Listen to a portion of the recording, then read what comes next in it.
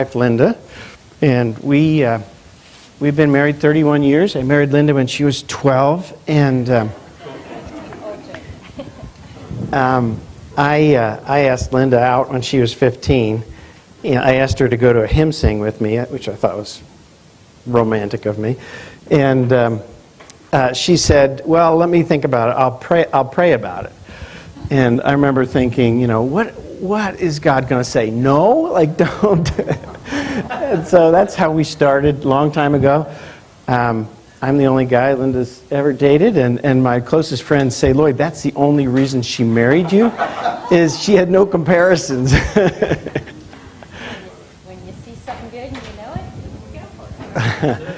So we've been on this journey together for a long time, and I'm a real estate developer. We own and operate retirement facilities in Canada. Linda's Canadian.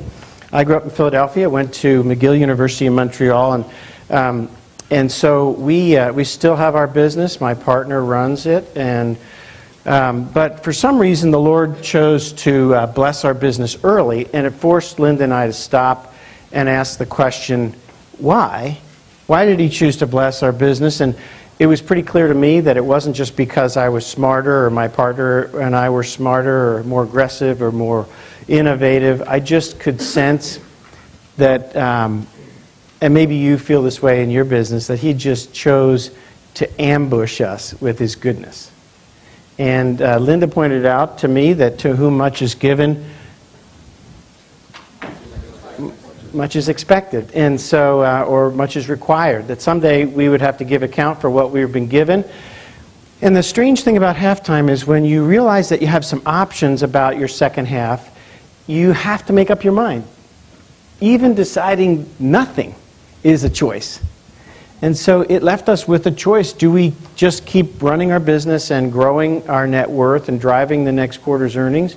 Or is there something else we were placed on this planet to do? And what would that be?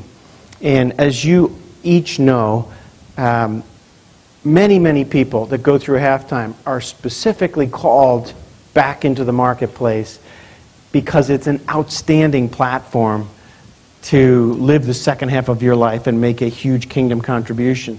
Others are called to do other things.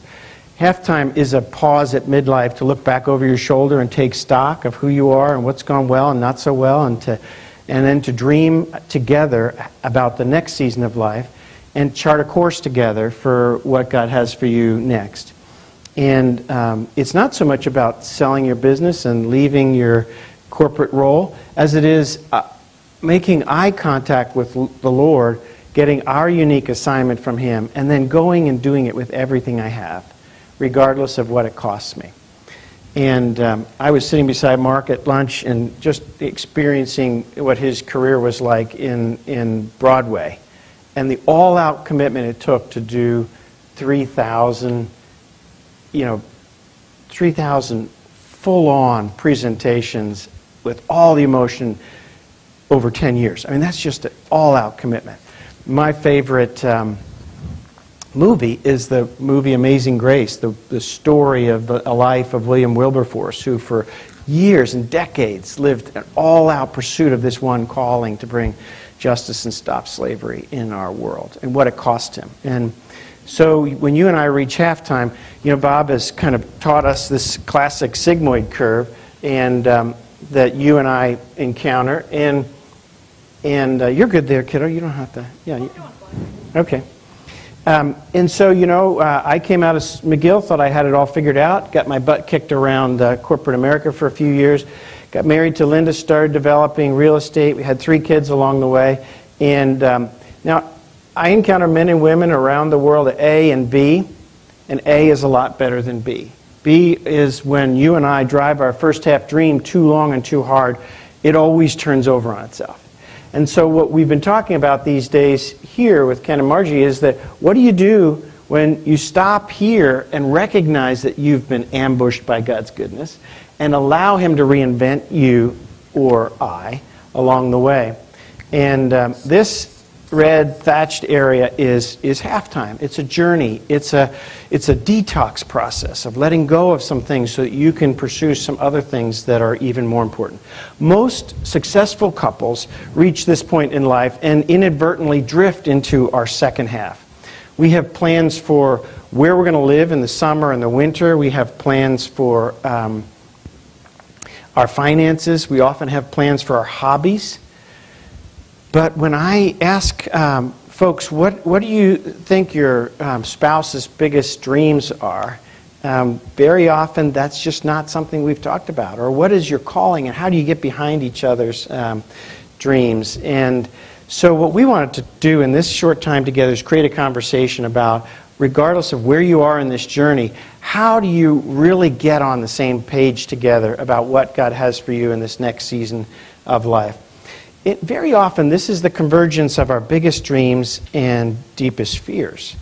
Our dreams are that we could go on this intimate adventure together. Some of the fears are, what's it going to cost me? How is this going to disrupt what I've been working towards all these years? And so for Linda and I, this meant lots of disruption. And now you're way over there. Okay. So let me show you one little interesting thing first, and then we'll just talk about this. I was doing an event like this up the coast in Newport Beach, and before I got up, I was sitting at a table like this, eating dinner, and I asked the guy beside me, "What do you do during the day?" And he said, "Well, I draw." And I said, "Well, that's interesting. How did you get into that?" And he said, "Well, my dad was a drawer. His name was Bill Keene." He said, "My dad's name was Bill Keene, and you might know he drew the family circus." And he said, so I said, "Well, what have you been drawing?" And he said, "Well, Lion King, Pocahontas." So this guy was the head animator for Disney for 30 years, and he was trying to figure out what to do. What does an animator do next? And so I said to him, "Look, this is the ridiculous thing. I'm going to get up there and start talking and drawing, and there's no way I'm going to go up there with these markers and start drawing with you sitting in the room. So why don't we make a deal? I'll do the talking, you do the drawing." And so we were talking about this idea of our first half of life very often is like two stories. We're on the same road.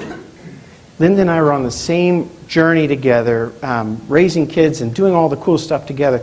But we were writing two separate stories. And what we've been working on now for these last years is learning how to write one common narrative.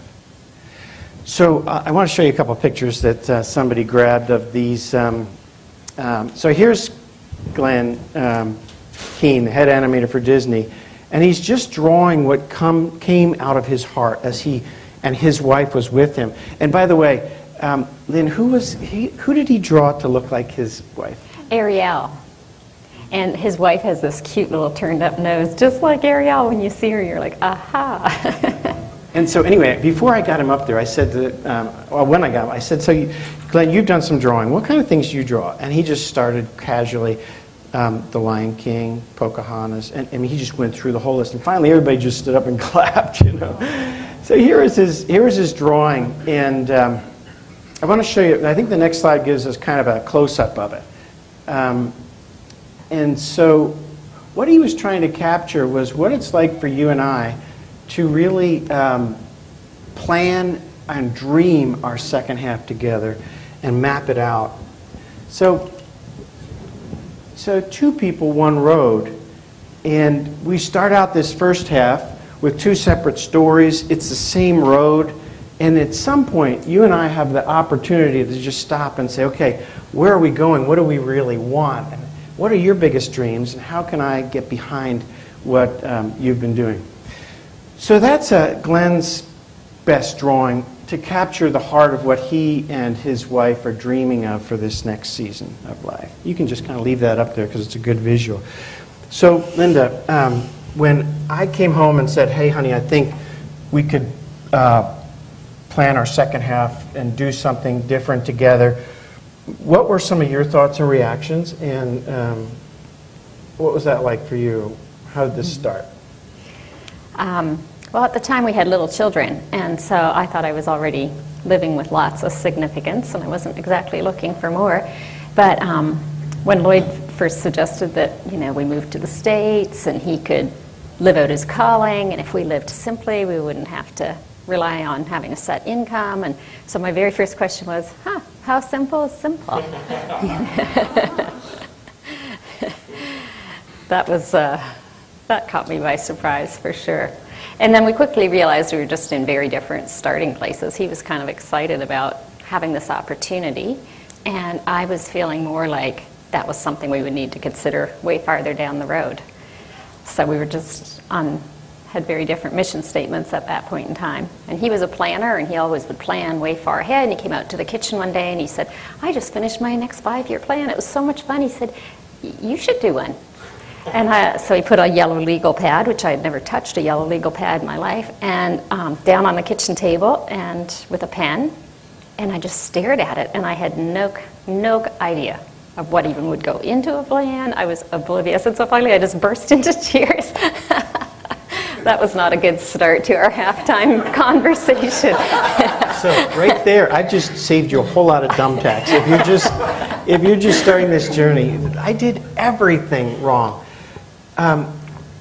Probably the biggest surprise for me, now that I've spent 15 years partnered with Bob, traveling around the country, having this one conversation, more than 10,000 hours of having this one conversation with people in halftime. The biggest surprise for me has been that the most fulfilling thing for a successful Christian man in their second half of life isn't his business, it's not his calling, it is instead to help his spouse discover her calling and really flourish in living it out. And I would have never thought that. If you told me that 10 years ago, I wouldn't have believed you. And yet I've watched it in our lives because I'm part of this journey with so many people. And it's just absolutely true. If I were starting this conversation again, instead of coming home and saying, hey, honey, you know what? I think God's blessed us. I want to make my life count. I want to do something that's going to change the world. I don't want to, what I remember saying is, I was standing at a ribbon cutting ceremony in one of our buildings, and I realized we were opening this building, nicest building I'd ever built, highest profit margins. I realized in 100 years, this building is going to be torn down. And I just said to my partner, I can't invest my life in something that's going to be torn down in 100 years. I want to invest my life in something that's going to outlast this. So Andrew said to me, Lloyd, if God's calling you to do something else, go do it, and I'll run these buildings. So he's done that now for 20 years. And instead of coming home and doing all that pontificating to Linda about what I wanted my life to be, I'd come home and say something like this. Honey, you know, we've been absolutely blessed. And I know that you're focused on raising kids that are 8, 6, and 3, and I've been off doing this, but I think we have this opportunity now to stop and think and pray and dream together and really plan out some of what God's next for us. But I would like to start by knowing what are some of your biggest dreams and how can I help you live those out? And then just stop and listen and just really take notes and try to... Now, one lady said to us, I turned my dreamer off 25 years ago. It's like what you were saying, Margie, you know. So I asked her, well, how come? Why is that? You remember? And she said, well, you know, we had his career and my career, and his parents got sick, and then the kids and the dog and the cat and the PTA and the planning travel and all this stuff, and something had to give. And she said, she went on to say, you know, you can't turn your dreamer back on in 15 minutes, which is kind of what you were pointing to. So we started this journey together, and over the years I've said to Linda, let's just be learners. Let's listen carefully, because we have the privilege of leading weekend retreats with couples like this and the Halftime Couples Institute. Let's really be learners together of this journey. So I want to put some ideas out, let you think and talk about it together, have a big conversation together. So here's some things. The simple ideas are captured in your notes, but capture some thoughts as you go along. So this is kind of the first big thing, like Glenn Keane was trying to capture. Here's how I would draw this if I were, now that we've had time to really think about this more, is that you and I have this opportunity to go from writing two separate stories, or our stories, to writing our story.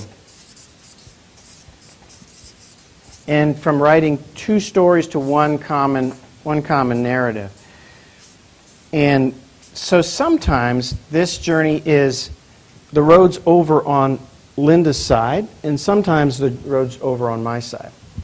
But we know each other's calling at this point, and so after Linda did that thing where I gave her the plan and said write out a mission statement and all that, which was a stupid idea, then later I asked her, well, honey, what if you took time and just drew a picture of what you'd love to do? If you could do anything, if the kids were gone, you could do anything the rest of your life, what would you do? So describe the picture that you drew. Okay, well, I just should preface that by saying I get a big kick out of how we're all such different personalities. And Margie, when you were speaking this morning, I was kind of giggling on the inside because we could not be more different in terms of driven. And so I've been more, I just wanted to stay at home with my little kids, and I didn't have big dreams or big visions for the future. I was married to a guy who was running and gunning, and so it was all I could do to hang on to his coattails and try to keep up.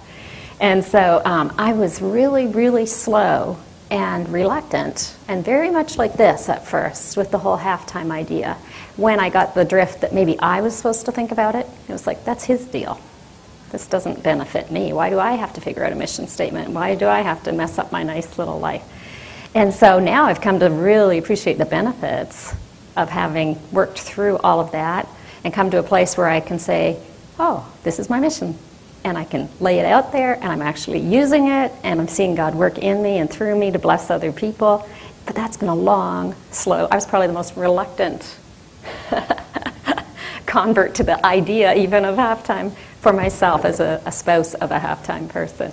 So what I finally came to was I had a hard time writing down a mission statement, but one year we had 4 families who came through a divorce, and I'd never been up close and personal with divorces.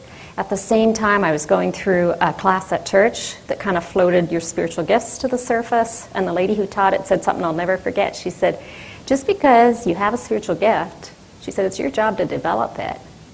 And I was a part-time dental assistant and a stay-at-home mom, and up popped shepherding and mentoring and teaching and all these. I was like, oh no, I don't have a teaching degree, I will never do that sort of thing, I'm not qualified.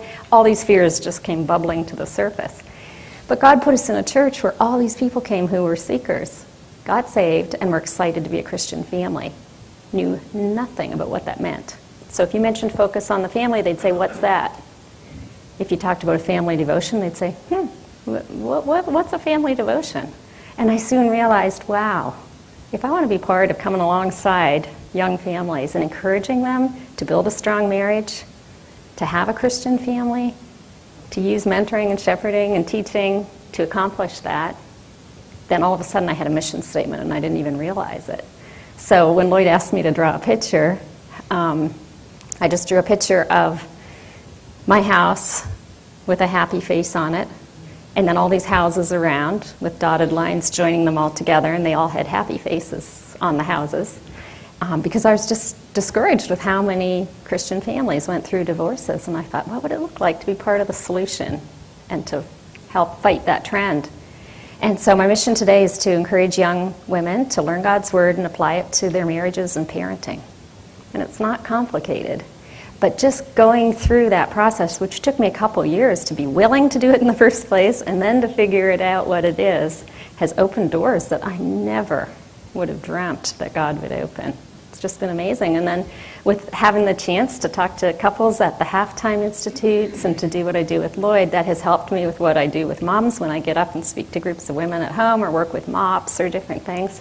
And so they've both really been a benefit.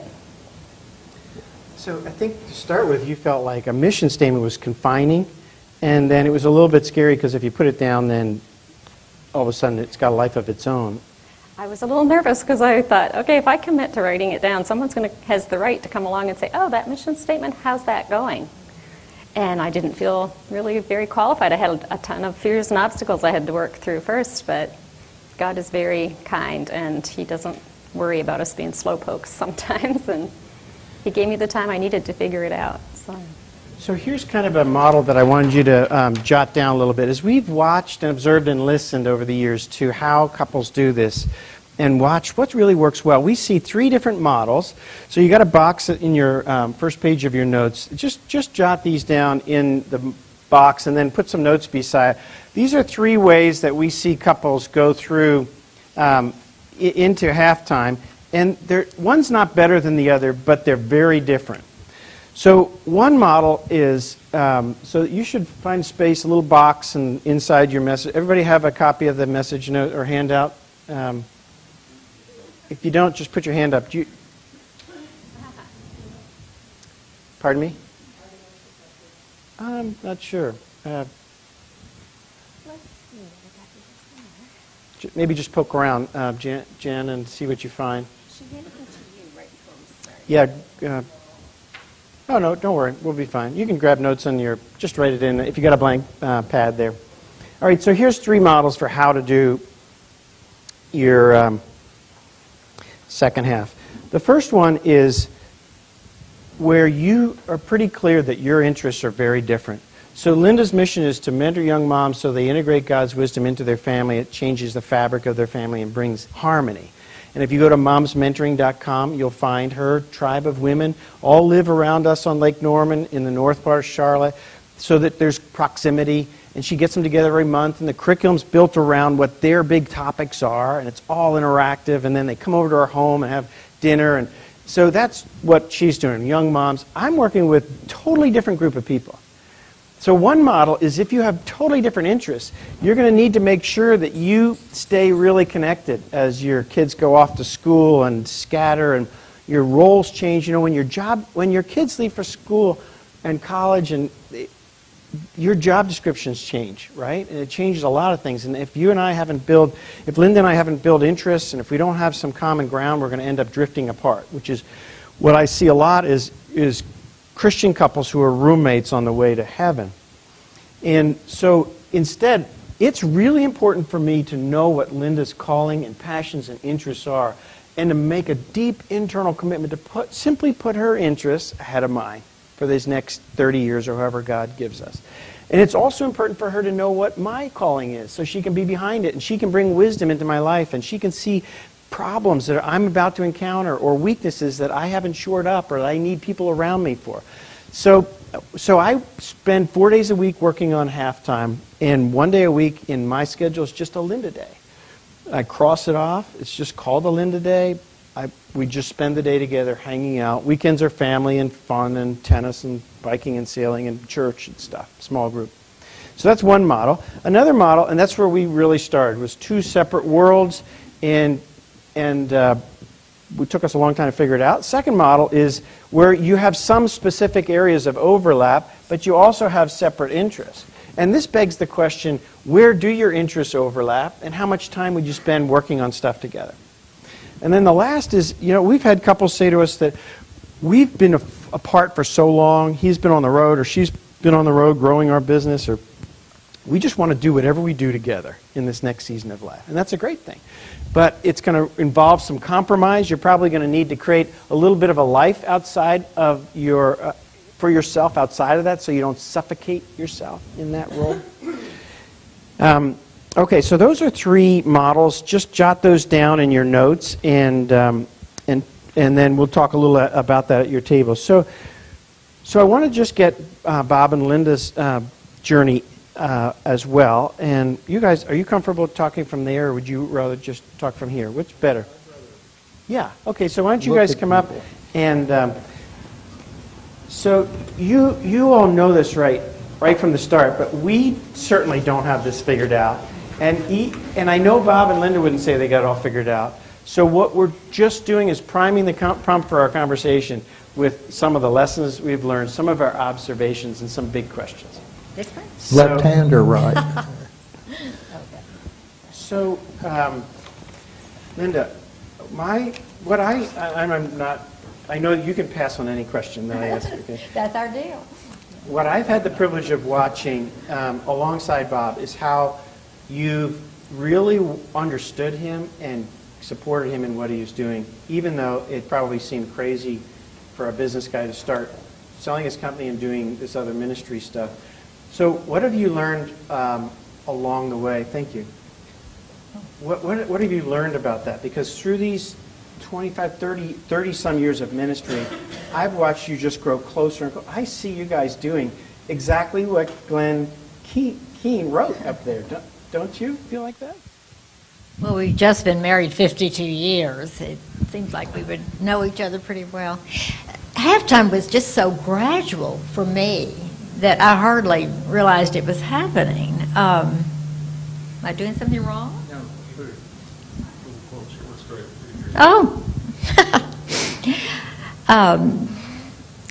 Bob always did things alongside his business, and it just slipped up on me when he finally sold his company, because he had, for years while he was buying TV stations and running things and chasing money at banks and all of that, he was teaching Sunday school, he was working at a camp and East Texas, and had small groups, and just had so much going. Started a group within YPO for Christians, and I just thought this was another thing. It was not, didn't affect me all that much. But when he sold his company and we moved part-time to Dallas, I thought, this is real, it is happening.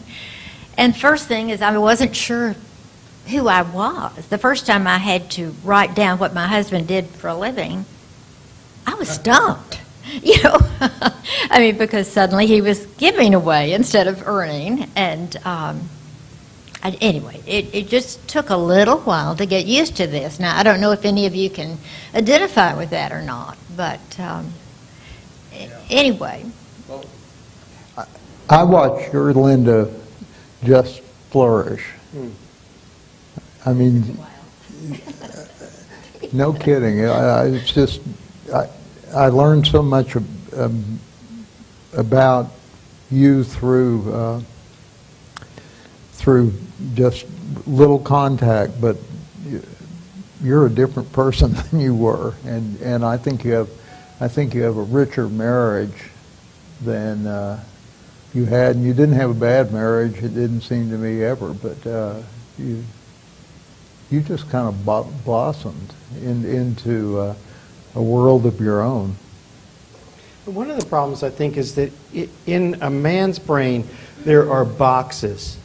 And they're all boxes, but they don't touch. And when I work on something, I take this box out. I work on just what's in that box.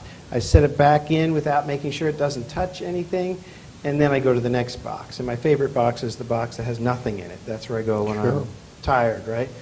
And a woman's brain is this complex wiring that everything connects, and it's always going, and it's back and forth. And so I looked at this as a simple thing of, look, I used to go out and work and make a bunch of money. Now we're going to change it the other way. We're going to give ourselves away, and this will be a grand adventure. And this is the one area where God says, test me. So I'm up for it. I didn't see it the way she saw it. So it was a very complicated thing for her. How's this going to affect the kids? And I think that's partly why it takes, like you said, Marjorie, you said it takes longer, right? Would you agree with that kind of thing, that it's just any? Yeah, definitely. So Bob, how have you learned to kind of understand and come alongside of Linda's interests in education, etc.? Well, Linda says my basic speaking style is to start slow and then ramble thereafter. So I just warn you against this. The way my mind works. First, I think. Well, I'll tell you a story. Linda and I are on an airplane going someplace. To a YPO thing or something like that. And I said, Linda, you need to have goals. And so here's a piece of paper. I'd like you to write your goals on that. Now you can see about how good that went around. And and I've never seen Linda write it. But I've written her goals. interrupt you for a minute. Peter Drucker taught me when I was trying to make golds for my son, and he has this wonderful German accent. You don't make golds for other people. Yeah. Well, I did, nevertheless. So let me finish my story.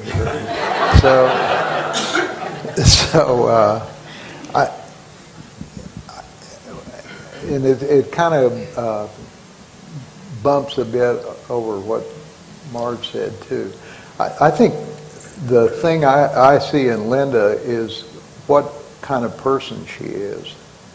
And that, Peter said you ought to be able to get your goals on a t-shirt. And I actually have a t-shirt, and my t-shirt says 100X. It's from the sower parable. And my basic goal had to do with running up the score and making a good deal of money. And I mean, I ran a company while this was all going on that was growing at about 25% a year for a dozen years. So I was serious about business. Meanwhile, I think Linda's t-shirt would say that she's the best wife anybody could ever have, the best mom anyone could ever have, the best aunt that anyone could have, the best daughter anyone could have. It's more about her being and who it is rather than how much money something you can do with metrics. She's wonderful, and I'm kind of monogamous, I'd say. I was in one business and stayed in it for perhaps 25 years in television and cable television. And then when I sold it, I just sold it for cash because I wanted to, because I wanted to put it into the kingdom. I mean, we have a cartoonist who does the Halftime Institute, and he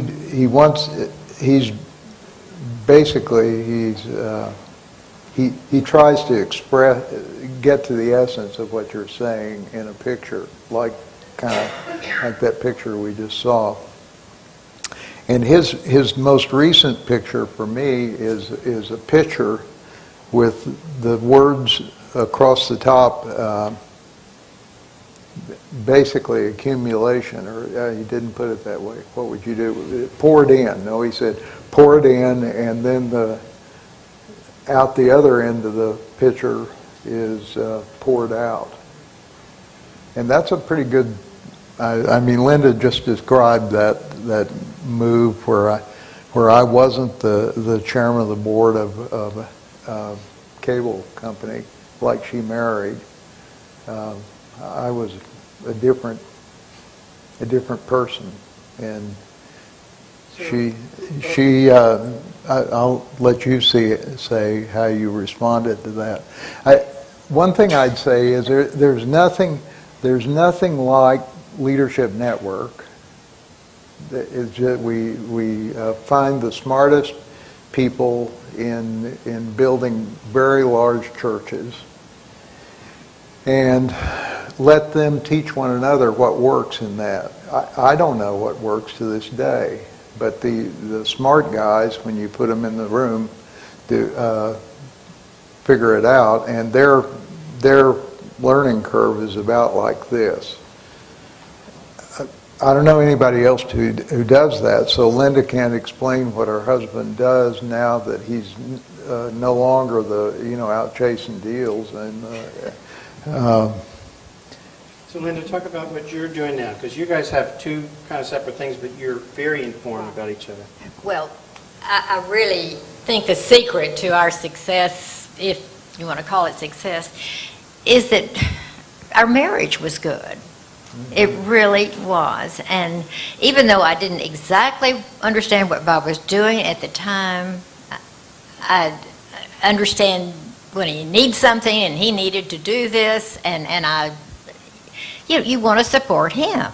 Well, I think he wanted to support me, but we have such different gifts, and he calls what I do taking care of kitties and puppies, but they're actually children, disadvantaged children who, need a good education, or I work some with the Salvation Army, and I have a little fund that is fun. I sold a painting, or we sold a painting, and he gave the funds to me to start a Communities Foundation account. So I never ask him what he's giving to, and he never asks what I'm giving to. That may sound so far into what the way you all are, but I appreciate it. I mean, I have total freedom to find what I love and want to support financially. And the one thing we have in common, I think, is that we both respect leadership so much. And he looks for young leaders like you all, and I look for leaders in these nonprofits that I support. And if I know them and know they're good leaders, or even I know some of their board members and appreciate their values, I'm more likely to get involved. So anyway, I think every day we talk about what goes on at his office, and he asks me about my day, and there's not a day I don't hear about Halftime or Leadership Network, and I really feel part of it, but I'm not daily involved. And, I ask her the same question every night. I think this is a good question for the males to, probably either way. But I say, Linda, I want you to tell me everything you've done today. And then I just shut up, and she tells me everything she did that day. And I think that, and I'm her audience, that I think is what that is. Also, the other thing that corresponds to something Linda said is, we use strength finders a lot in the Halftime Institute, and I carry Linda's strength finders around with me, and it's on the refrigerator door at our farm place, and they are harmony, responsibility, empathy, discipline, and consistency.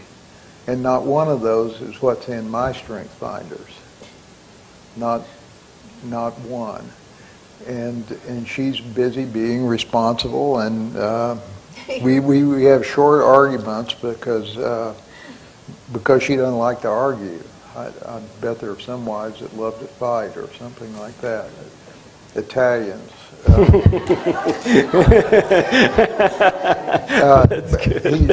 She's wonderfully empathetic with everybody we have any relationship with.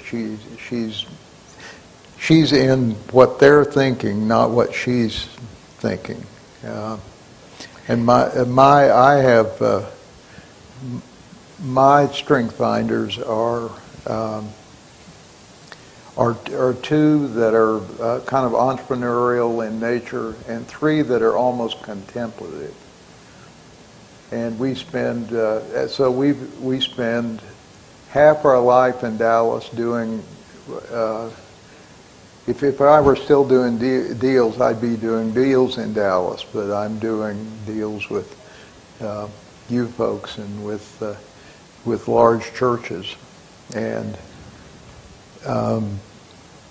well, what I want to do here is just sort of get you a chance to just talk about this now, because we put a bunch of ideas out on the table, a few stories, neither of them right or perfect or anything remotely like that.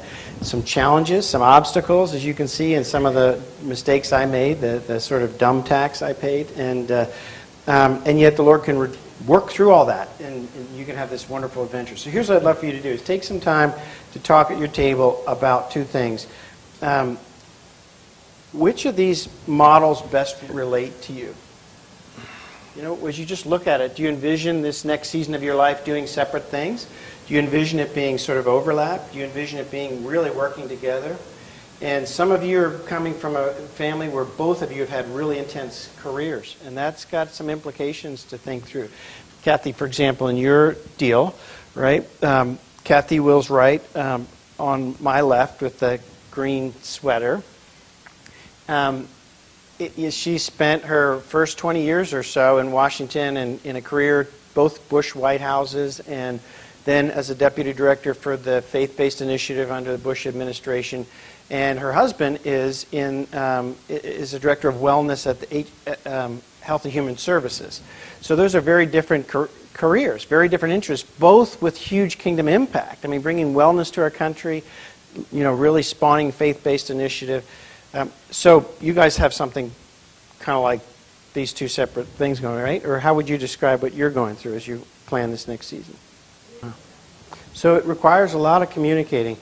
All right, so here's what I want you to talk about at your table. What grabbed your heart at Glenn Keane's, Disney's version of Halftime? And what do these speak to you? What grabs your heart about these models here? Bob, you had something you wanted to add before we do.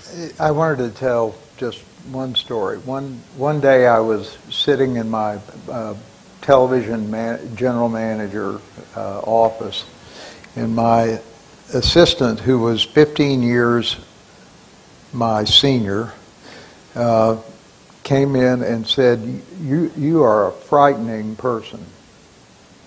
And I kind of said, well, say on. Sounded like a career-limiting move, but anyway, what she said is, you are so preoccupied chasing deals that I think you're going to lose some things that are really valuable to you. And so I went aside and asked two questions. I said, is she right in that? And what are those things? What are the non-negotiables in my life? I think this is what every man should do so that you don't get sucked up in cash flow and travel and things like that. And I went from being really preoccupied with the business, which Linda supported well, to having 6 goals, 2 for family. Linda and I resolved, and this was all kind of before God too, so it got more serious. God's always been in my life. That Linda and I'd stay married, and there'd be some sparks still flying after all that time. Not one of these YPO, what would you call them? Armed neutrality is kind of the way. So I saw a lot of marriages unfold. Two with money, and I wanted to make a lot of money. I had a specific monetary goal, and one to keep the money from getting in charge of the. Henry David Thoreau said it's the cows become the master of the farmer, and I didn't want the money to become my master. So the best thing you can do about that is to find something that transcends your own interest and put it in that. I don't think you can live with a lot of money. I really don't. I think it's very corrupting, and I've just seen divorce after our next door neighbor in Dallas. Well, it's in the paper. No names. So I'm not to tell you about Boone Pickens and his who last week Boone married his 5th wife. In his 80s. In his 80s. And she's not. All right. All right, so here's what I want you to do, is just take the next 10 minutes, calculate yourself how not to end up that way. Well, what grabs your heart of Glenn Keane's drawing of what our second half could look like is going from writing two separate stories to a common narrative, our stories to our story. And then which of these models resonates with you and you think about your next season of life? And then what we're going to do is work through some steps of how do you get from here to there, all right? Yeah. All right, take sort of 5-10 minutes and chat among yourselves about those. Your wife is generally more sensitive and smarter than you, so just take a step back and listen. There's no downside or upside to argue. Exactly, you're right. All right, so let me circle the wagons here for a second. What are some big things that surfaced in your conversation that would be good for us to talk about together? What are just some big either ahas or challenges that you see that would be worth digging deeper into? I think recognizing which model you're playing in. Yeah, so if you have a hard time recognizing which of those models might be best for you, what do you think would be an important first step? If it's hard to figure out which of those models, what do you think is an important first step? Start talking about it, and you probably have to know each other's individual callings before you can start to map that out. And we found that it's best to dream separately and plan together, not dream together. Dreaming together is very challenging because it's just a big, complex mess. And usually one person's dream dominates the whole conversation. And the best thing that happened to me serendipitously was saying to Linda, please go away and draw this out. And then it took me to this sort of, I don't know what happened, but I had a moment of genius to just not take over her dream. To let it be her dream. And it still is to this day. One of the things I love about what Linda brings to halftime is she's not a halftime groupie. She was just an innocent bystander to this weird husband that had early success in real estate that he didn't deserve, and it was just God's blessing, right? And she ended up being sort of along for the ride on that. But so if you look at those drawings and you say, "Gosh, how would I know?" then you've just opened up a meaningful conversation. And for those of us guys, if we can focus on listening and really understanding before we start coming up with great ideas for how we could help this all happen. Now, Linda, talk a little bit about that, planning versus non-planning, because you've discovered some things along the way about this. We were on two different sides of the stage, right? Yeah, if you envision Lloyd standing over there and me being over here, and he was very linear and analytical. His strengths are strategy, vision casting, all that sort of thing. And I was over here with the spaghetti brain, not used to that kind of planning language at all. More and relational. Not that you. She's way better student, smarter than I. I mean, I'm a solid C student, right? So it's not about brains. She's got the brains, but she's very relational. So continue, Linda. Yeah. So what I realized was, I kept wishing for Lloyd to understand more of who I was and what I was feeling and all this sort of thing. And then I realized that as we talked more, I had to be willing to kind of move towards the center of the stage as I was wishing for him to come that way so that we could meet in the middle as well. And so once I stopped being so defensive and worked through some of it and knew kind of what I was interested in, then I remember going for lunch with Lloyd and he had a napkin. And he said, if I understand you correctly, this is what I hear you saying, what you'd think you are interested in. And I said, yes. And I said, but how do you, once you just, you're interested in that, what do you actually do? How do you get started doing something? Because I was used to, you go to school, you get trained, you apply for a job, once you're competent, you start that job and you give it your best. So how do you start something that you feel you're not competent for? You're kind of scared. It's out of your comfort zone. You're not sure God's going to show up. And what if you fall flat on your face? And that was just sort of overwhelming. So that's where his gifts came into play because he said, okay, if you're interested in mentoring women, he said, let me draw some stuff for you. And so he drew out what would it look like to contact the YMCA and see about teaching a little parenting class there. And mentoring 4 girls. Or he said, maybe you'd like to mentor 15 girls and not do any teaching. Or maybe you'd like to see if our church wants to teach a parenting class and mentor a couple of girls here in the neighborhood. Which one of those sounds like the most fun to you? Well, once he used the word fun, that kind of hooked me. And so I could sort of start to see that, okay, you could actually start something going. And then bit by bit, God opened a few doors here and there, and after a few phone calls, things just sort of started happening. So now, for me, just on a very personal level, Linda used to say to me, well, Lloyd, you do the big things and I do the little things. Or she'd say, you do the big potato stuff, I do the little. And I almost was tempted to believe that at one point. But I read something that Mother Teresa said, I'm a little pencil in the hands of a writing God sending a love letter to the world.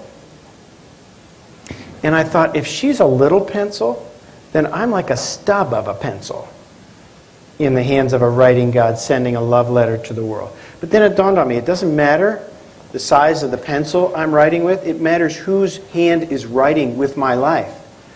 And we've come to understand there's no such thing as a small assignment if it comes from the Lord.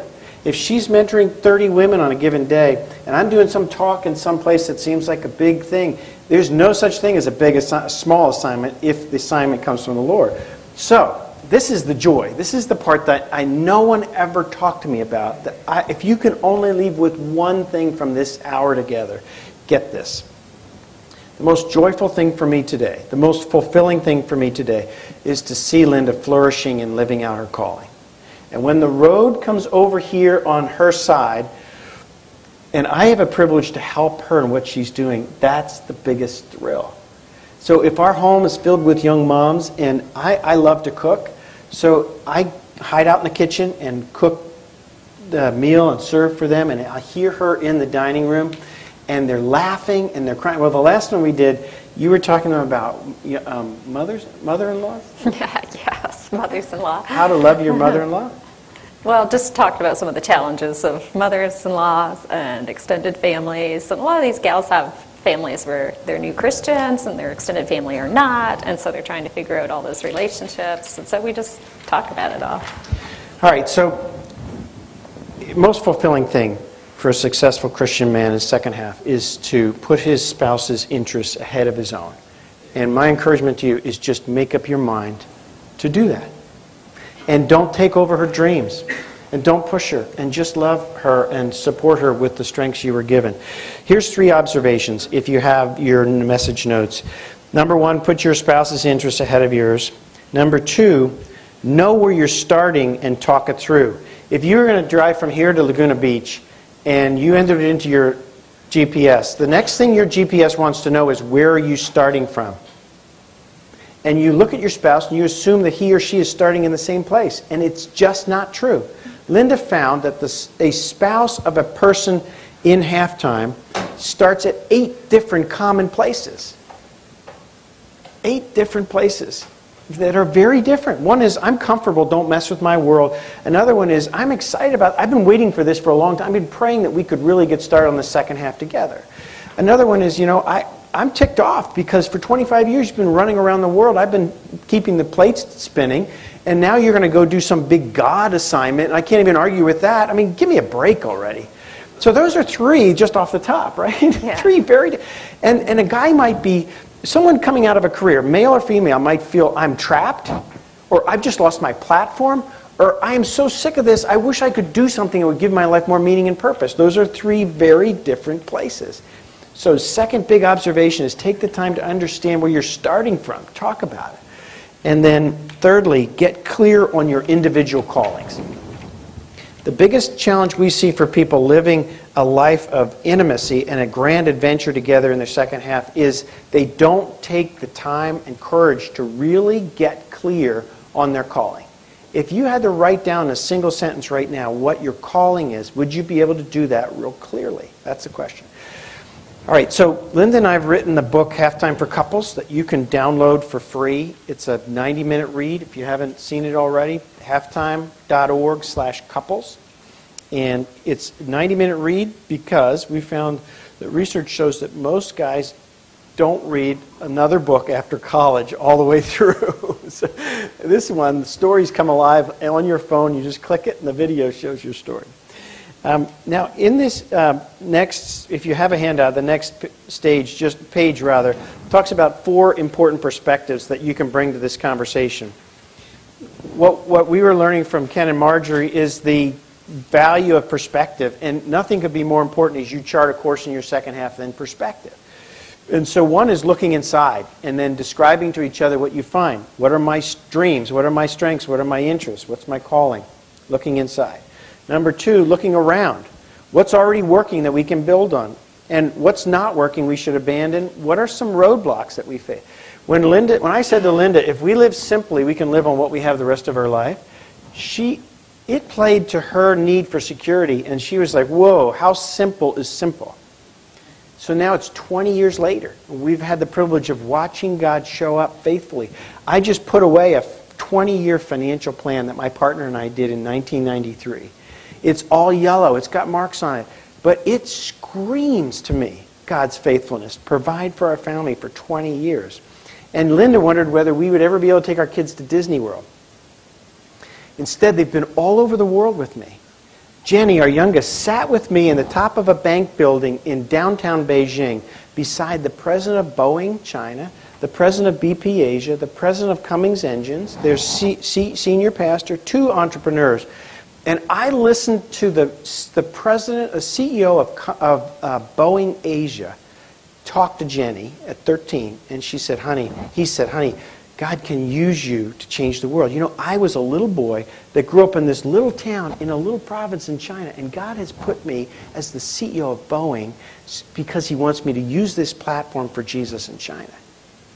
And I'm watching her eyes light up, and this is an unbelievable, life-changing experience that I might have missed out if I was holding so tightly on a trip to Disney World or something for them, right? And so then the last piece is looking ahead. And that's where you want to look ahead and dream and talk about it together. One question I want to leave you with as you look ahead, and this is a question I encourage you to jot down and noodle on maybe even this afternoon. When you look ahead, it's important to dream about what you could have, what you could do, but one thing we often forget about is what we already have. Every CEO I coach, I start with this question. What do you have that's priceless, and what are you doing to protect it? And that's an important list to make together. And just answer those questions. What do you have that's priceless? And what are you doing to protect it? Because going forward, I want to really ensure that our plan together protects the things that we have in our family that are priceless. Very often, when I ask that of a CEO, his first inclination is to put his company or her company on that. And it doesn't belong on that list. Your company has a value. My company has a value. It does not, it's in the category of valuable. Everything that's valuable I have is protected. But very often the priceless things go unprotected. So if you could have sort of one conversation together as you plan this next season, I would start with this question, what do we have that's priceless and what will we do together to protect it? So, Linda, as we close, any other thoughts? And then do you want to close this in prayer?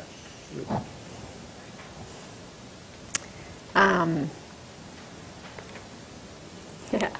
Any big questions?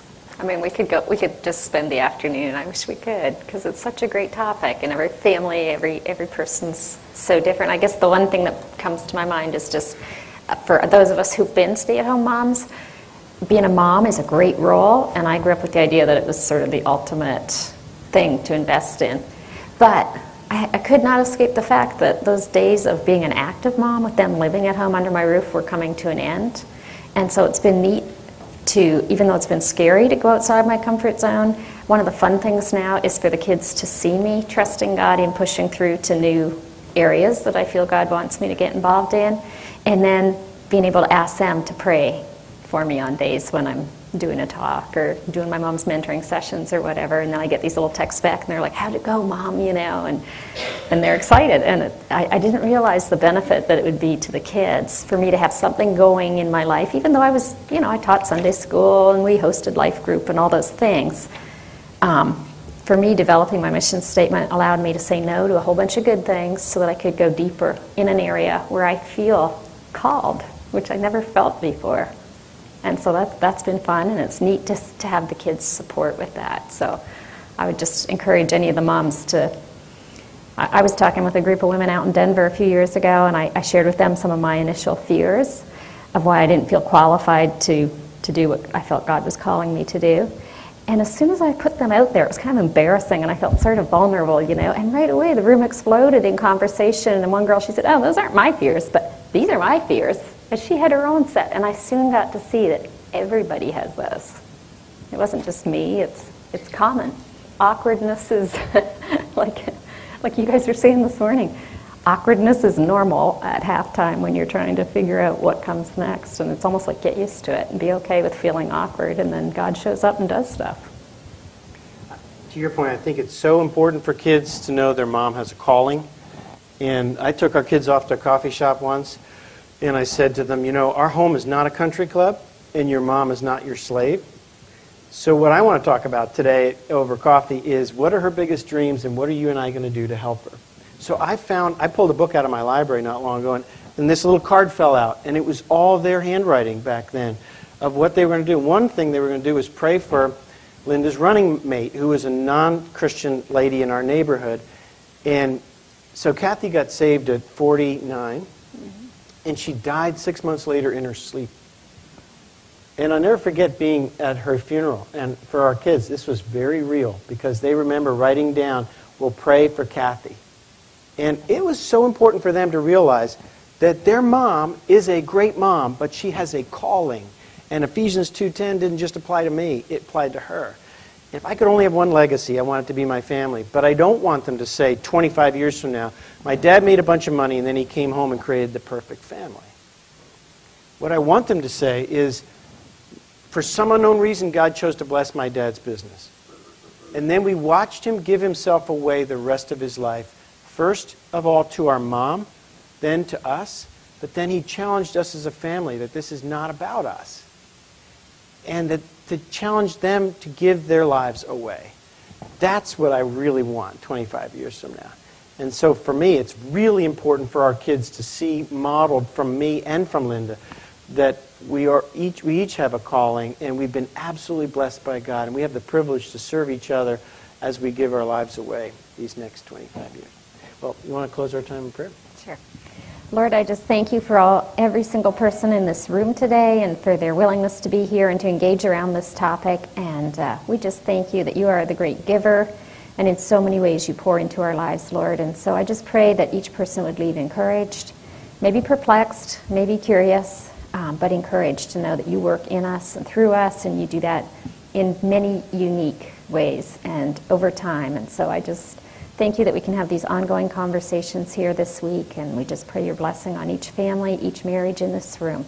Thank you for your love. In Jesus' name, amen. Have a wonderful afternoon, and we'll see you at dinner.